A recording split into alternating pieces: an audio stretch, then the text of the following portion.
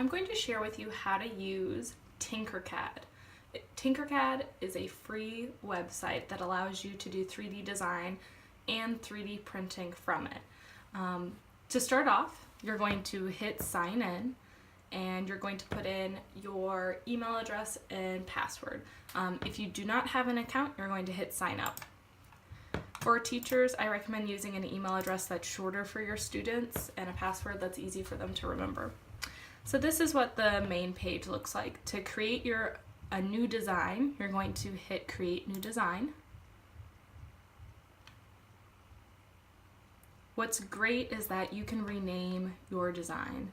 So I simply click up here in this corner and I'm going to rename it with my name so it's easy to find my project. So I'm going to type in Ashley and now it's renamed Ashley.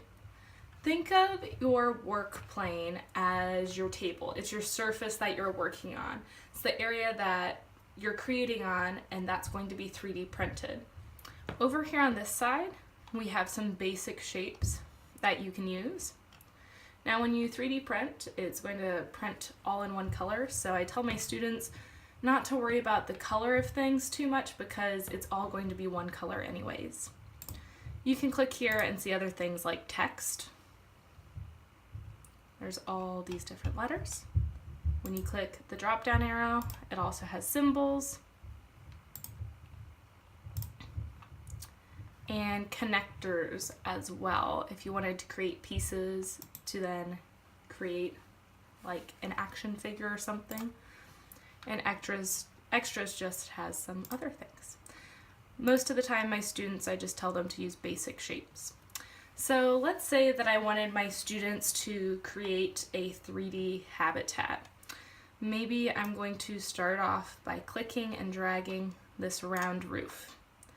To make my roof side change, I'm going to click one of the corners that has the square and I'm going to drag. This makes it larger or smaller, but it doesn't really increase the height at all.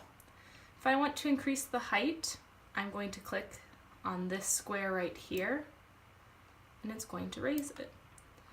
Be careful of this cone shape that's right here.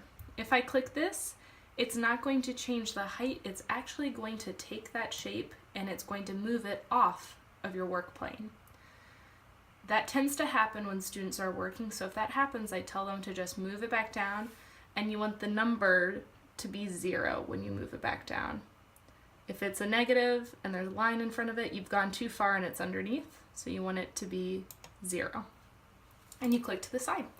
You can also move your shape by spinning it. You can turn it on its side, or you can simply rotate it like this. Let's say that I wanted to make another shape next to it.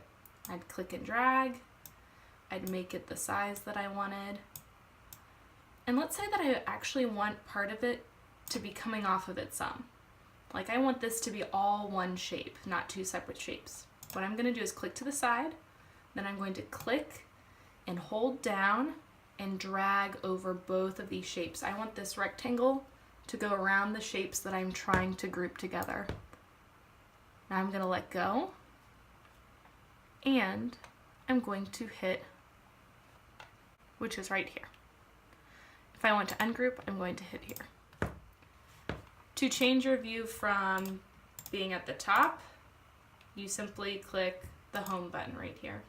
Let's say that I want multiple caves. I'm going to click on it and I'm going to hit duplicate, which is right over here. Now I've made another one right on top of it. If I ever want to delete something, I can simply click on it and I can hit the trash can button, or I can just hit backspace or delete. If I want to change the color, I'm going to click on my object. I'm going to go to solid and I'm going to change the color to the desired color. Now that's not necessarily going to be the color that the 3D printer uses. It depends on what you have. I hope you enjoy using Tinkercad.